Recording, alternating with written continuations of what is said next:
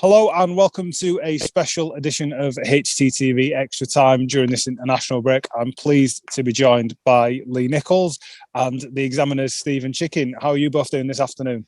Good, thanks. Yeah, I'm good, thank you. Lee, I've done a bit. You stood you up a bit here. You've sat you inside when I'm sat outside in the sun. I should have asked you whether or not you preferred this or not. No, I'm just topping my tan up. I'm all right, yeah. I'm okay. Is it sunny where you are, Stephen? Beautiful, yeah. Gorgeous day. Long may that continue. Do you prefer training, Lee, in the sun? Is it sweatier, or do you get tired quicker, or how do you prefer it as a keeper? Is the ground really hard, or what's it like? Yeah. I think the biggest difference is when the grass dries out. Obviously, it becomes a bit more painful to dive, but it's part of the job, isn't it? I always ask you. Last time you came on this, I like asking keepers because it's the strangest thing for somebody who's never played in net to consider doing. And I asked you last time, what do you do when you've got naught to do and you're cold? And you just said you've got to keep yourself moving. Yeah. This time, how do you get over the mental block of just chucking your body about on floor and that? Because for me, I used to play rugby league, and that's different because another bloke's chucking you on ground. You're doing it to yourself. So how do you get over that? No, I just think it's a mental thing. I think it's just repetition, basically. I personally, I don't think about it. I don't go out thinking, I can't be bothered diving today, but I just have a go, just throw yourself at everything, yeah. Stephen, you ever had a crack in net at all? Yeah, I was sort of forced in there because I was pretty useless at football. So if they could find better centre backs, they'd shove me in. But I wasn't terribly good. Five-a-side, I'm always in net because you can see the size of me. I'm not up to much running around, mostly saving with my feet. I was going to say that's what most people do when they can't actually go in net, is just try and stick a foot on it. That's what I do at five-a-side. Yeah. Lee, you were saying though yesterday at training, you were having a bit of a joke with Lou. You were saying, "We'll swap. You go in net, I'll go in midfield." Do you fancy yourself outfield at all? No, I think it's too much running for my liking.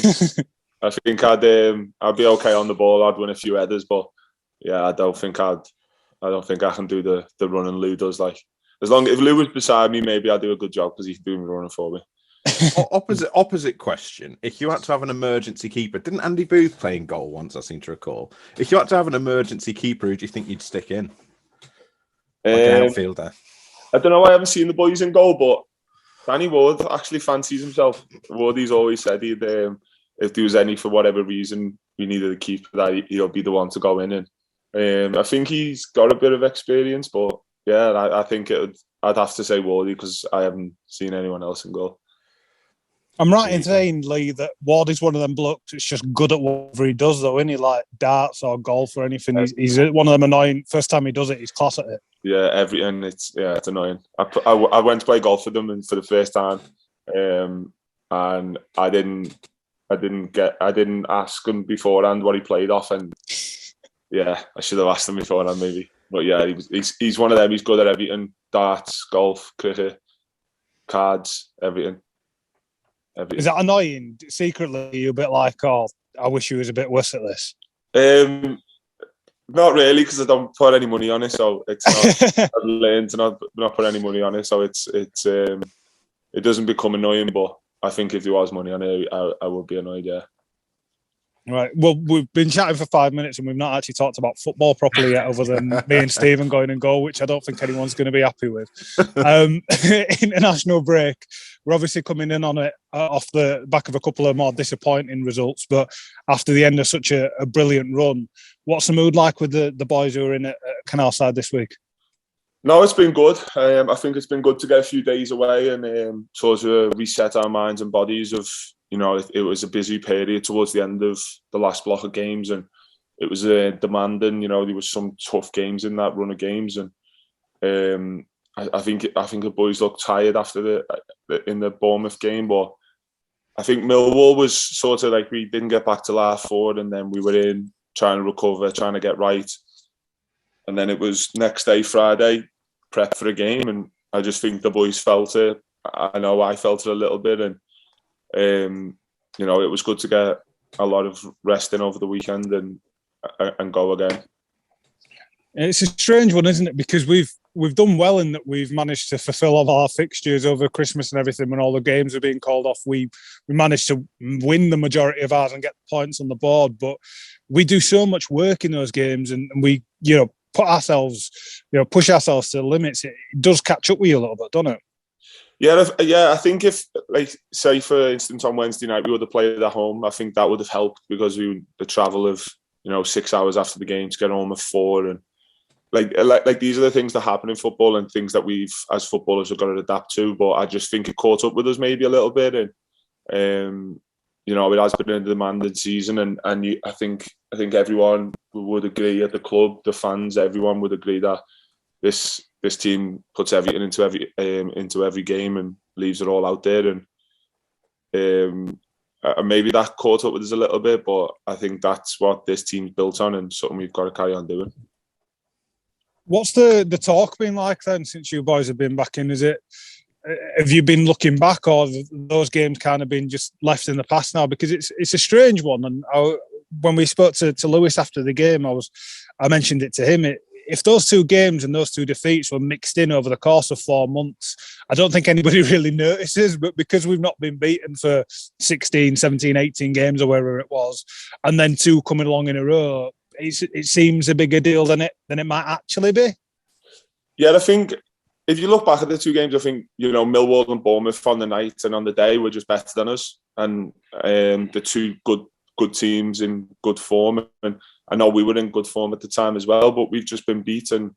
We've come in this week, and it was not about the game. It was not about what went wrong, what we could have done better. It was just things we need to improve on for the remaining games of the season. We worked hard yesterday on certain things, and then we worked hard today on other things, and it's just ways to improve. And I think that's what we've got to do now. We've still got a good period of time from now till the next game to get a lot of work in and improve in the right areas to be able to push in the right direction. Yeah, you seem to be somebody who's quite vocal and quite comfortable being vocal. One of the things I noticed after we conceded the second, I think, against Bournemouth is you were up near halfway after that and pointing every man, geeing them up.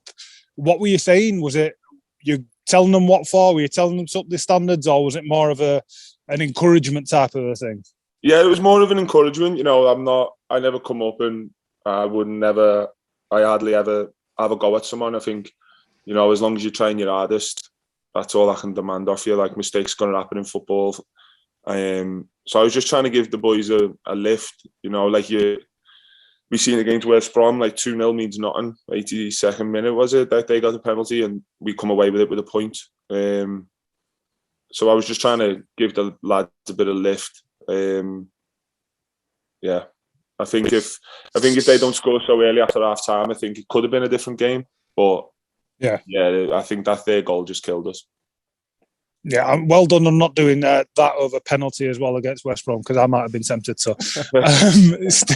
Steve, how do you see it? Because Lee's been such an integral part of the side this year, and not just his saves, but the general way he's added to the atmosphere and the mood around it. Because all the lads have pointed out what a calming influence he is, and how encouraging he's been. Is that something you've noticed from the press box? Yeah, absolutely. I mean, I think obviously defenders love having a goalkeeper they can rely on behind them. I think it's not just, good in terms of, the saves you make and things like that, but I think it helps the defenders play better and make better decisions when they trust the keeper behind them. They trust the shouts they get in. They know their position and everyone's at their jobs. No one's sort of second guessing things. I think it makes an enormous difference. And, I think obviously the big saves get the attention, particularly on TV, and you need to make those saves. And there's been some crackers recently. But I think it's that organizational side of things that I've been really, really impressed by. It's been obviously, it's better to not have to make a save and get your box set up in a way where you're not having to make saves than it is to have to pull off those big spectacular stops. And I think that's been a huge, huge difference in terms of the defensive record this season compared with last year. Yeah. Lee, is that something that's always been part of your game, or is that something as a keeper who's approaching his 30s now that has grown into your game, being able to read it, the constant talking, and working with players like Matty and Leesy especially, who are, experienced operators, and then you've got someone like Levi in there who's right at the start of his career, who perhaps might need a word from you a little bit more. Is that something you've developed? I think maybe, but I remember being 9 at Liverpool, and at the time my goalie coach said, I expect the goalkeepers to be the loudest on the pitch, and that just stuck with me. And ever since then, I've always demanded of myself to be the loudest on the pitch. Obviously not. I think obviously when I'm 9, I might have said the wrong thing here and there and stuff, but I think I've sort of grown on me with just through playing games of when's the right thing, what's the right thing to say, when's the right thing to say it. It's not like, I know obviously we've said here that it's me, but it's not. Obviously, it's not just me. I think it goes right through the team. I think, Leesy, another one. He's another calming influence. I think Matty's a calming influence. Like, Matty will throw himself in front of a bus for you.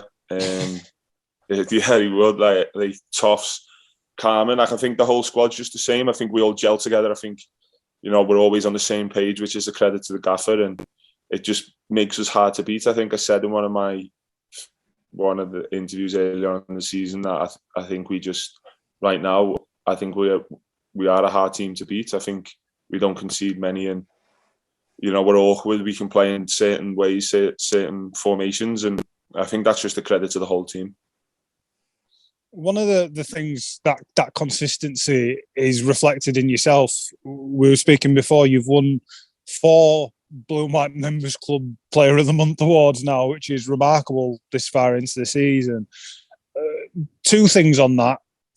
The consistency is obviously something you're going to be proud of, and something that's come on the training ground. So if you could let us know the work you put in with Clem, and also the other side of that is the recognition that you're getting from the fans. You've become a huge fan favourite. People absolutely love you. Whenever we post anything about you or with you in, they're absolutely, beside themselves with it. How's that been for you to come in and have that reception?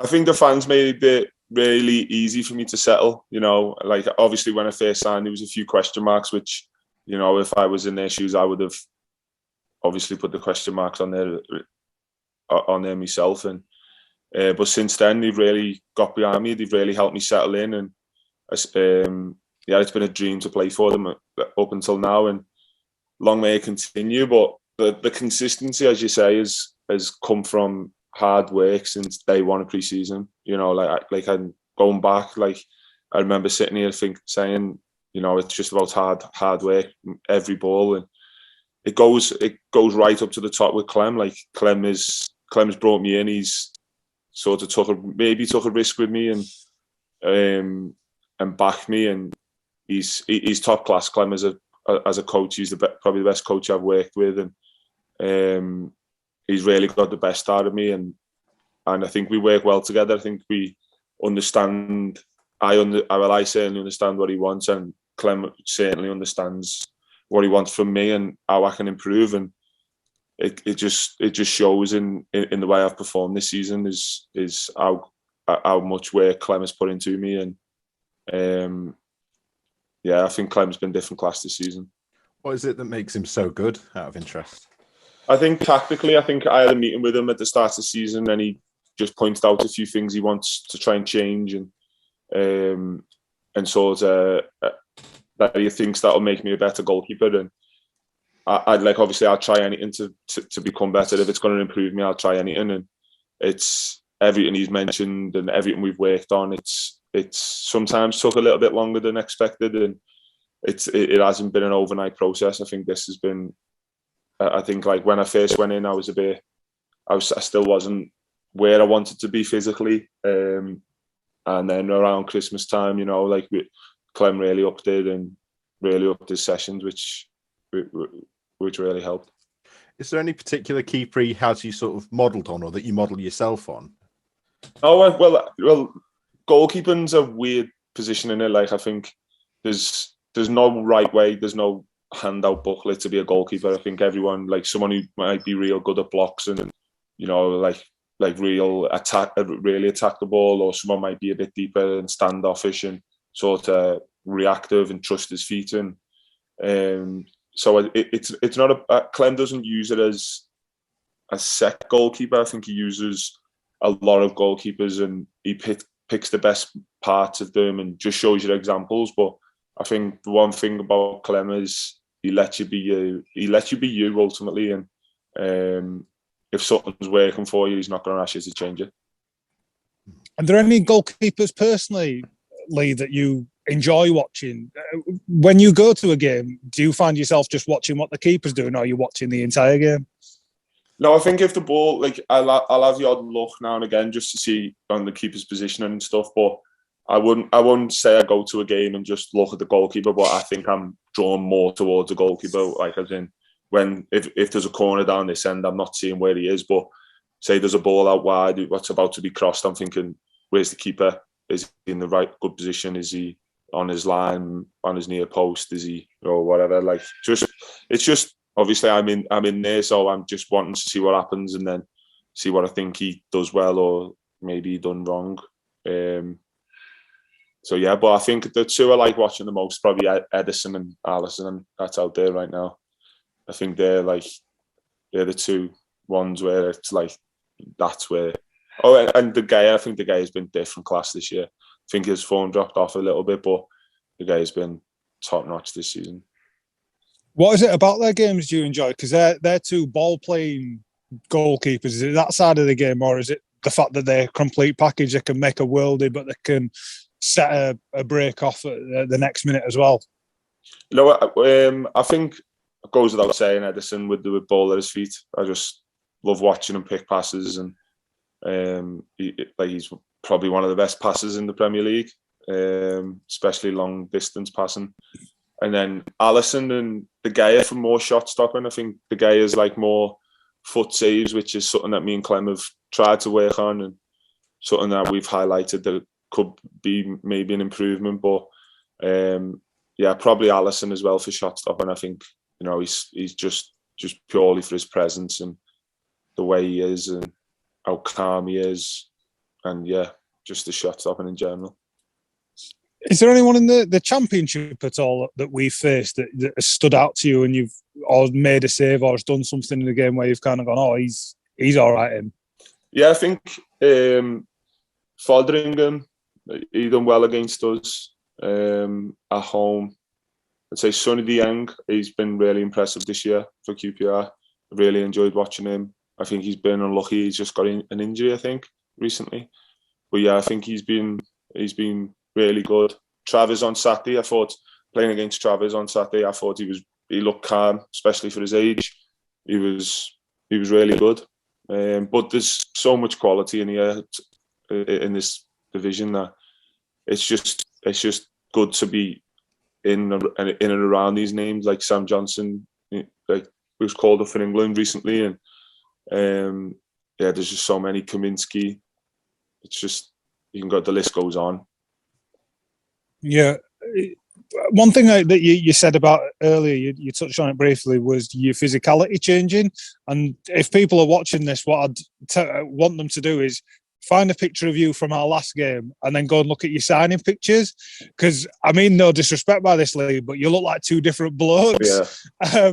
What's gone into that? I know Nessan's obviously had the nutrition on point, not today when we've had a barbecue at Canalside, but other than that, he, all of the lads are, talking about how different and how decent the food around here is, but how well looked after you are, how tough the training and everything is. Has all of that sort of stuff and the way your body's changed fed into how good of a season you're having?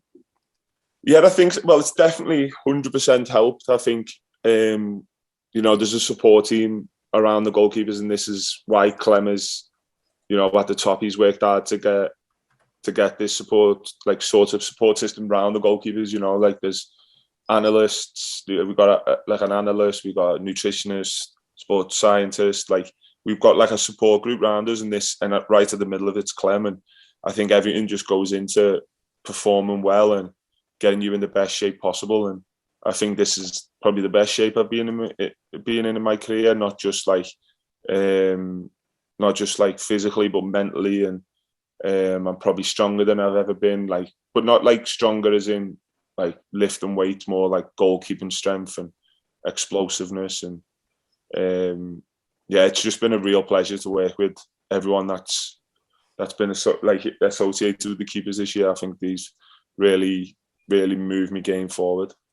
What is this sort of thing that a keeper will do in the gym? Because I know you work closely with Dan Hughes, who's one of our performance staff.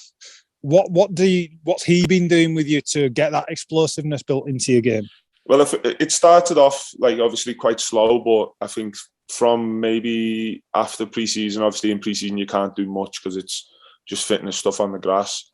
And then soon as pre-season was over, it was just all legs, all like single leg stuff and squatting and just mainly building up the power. And now recently like we've just changed the program. Dan changed the program recently. I think it was the first session yesterday that we moved into more single leg bounds and stuff like that. And I think that's just helped. And obviously the weight that I've dropped has really helped me with the explosiveness of being able to power off one leg more and easily. And yeah, it's just been, it's just a mixture of everything, like going over clips with Adzi and seeing what Clem means, or Clem being able easily to get the clip to show me of right, you done this was your way, and this is when we changed it, and look at the difference. And yeah, I can definitely see a difference. The weight dropping off definitely helps with the bloke coming up to his wedding as well. You've probably had to have the suit redone in that time as well. Yeah. Steve, have you got anything else that you wanted to ask Lee about? I mean, just where your aspirations are now. Obviously, you've had a phenomenal season, and I think everyone's sort of talking about you as the best keeper in the Championship. What is there left to conquer now? Listen, I think it just blows me away. Obviously, I wasn't playing in League One 12 months ago, so it's just it is crazy hearing people say like stuff like that. But for me personally, I've got here by working hard day by day. I said it to the boys after the Millwall game, and like it doesn't matter. Like, it doesn't matter where we are. It doesn't matter where we're going to go. What matters is the next game. Training matters tomorrow. Like, this is how I got here. Like I said to Clem recently, we had a meeting, and I said to Clem, like, it was the next ball. It wasn't. And that's in pre-season when I first walked in. It was the next ball. It was nothing else. Not whatever's going to happen after that was. It doesn't matter until it came, and I think that's what we've got to go back to, and something I've got to stick to regardless of what's going on. But I'm in the best place in my career here, and yeah, I just wanted to carry on. Yeah. I'm not sure how much you look at Twitter, but I can tell you every time England tweet anything, you've got Town fans replying saying you should be in the conversation. That must be nice to have your name put in that frame. Yeah, no, it's, as I said, like, I wasn't playing 12 months ago in League One, and it just shows how far you can go with hard work, and even to be associated with the England squad is an amazing feeling. But it's something that I'll stick to, is just working hard day by day. I've always swore by it, but I think this season more than ever just shows, like, just take it a day at a time. It doesn't matter what's going to happen next week. Carlos is really keen on that mentality as well, isn't he? Yeah, I think that could be a key factor why we've done so well this year. I think the whole squad is sort of stuck to that mentality, and I think a lot of boys, I think a lot of boys that walked into the dressing room this year does stick to it and already had that sort of mentality. I know that, Matty Pearson was joking. We were on 48 points, I think, and he was saying, obviously it was so early, it was January, I think it might have been, and Matty Pearson was walking around saying, "Come on, boys, 2 more and we're safe." And like, it's just things like that. Like, it's just that's the way the squad is. It's just, it doesn't matter what's going to happen at the end of the season. I think we'll all say what we'd like to happen at the end of the season, but I think the most important game is Hull.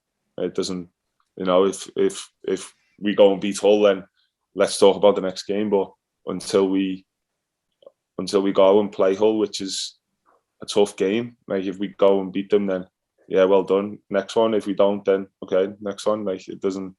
We've still got the opportunity to make playoffs, and we won't get that by thinking about playoffs. We'll get that by taking it game by game. Lee, when we had you in to talk about the inclusion room at the stadium, you talked really passionate about your family. This must be a great feeling for them as well, not only yourself, to see the way you're being spoken about, see how happy you are coming in here every day, how well you've settled and everything, compared to 12 months ago. How's it been at home? Because we talk and we concentrate about, you guys as footballers and your support system that you have here, but your people as well, your normal blokes, and you have families and fiancés and things like that. How's it been in your home life? They must be buzzing for you as well. Yeah, obviously, like the whole family is just buzzing for me to be playing again. I think, especially for me missus, I don't think I was probably the best person to be around last season, especially with COVID and her not being able to get out the house. That's just frustrating for her when I came home and I wasn't happy with football. But yeah, my missus has been probably my biggest support system when I wasn't playing, and it's I'm more happy for her that like she's able to come to games and be able to support me, because she's probably my biggest fan. And yeah, but the whole family's buzzing for me just to be playing again. To be honest, I think they knew how much it meant to me to be playing, and it was something that I wanted to do. I always said I wanted to come back to the Championship and have a real crack at it with a bit of experience behind me. And yeah, it was something that we all agreed on. My missus supported me when I said, right, we're moving. I don't know where we're going yet, but yeah, I want to go back to the Championship and give it another try. That's great, Steve. Unless you've got any other questions. No, I'm all good. Cheers. Lee, I know you like taking your time, Lee, but we'll not take too much of yours up for you now. So thank you very much for speaking to us, and thank you to Sportsbroker as ever for sponsoring the show, and good luck for the rest of the season, mate. Cheers. Thank you.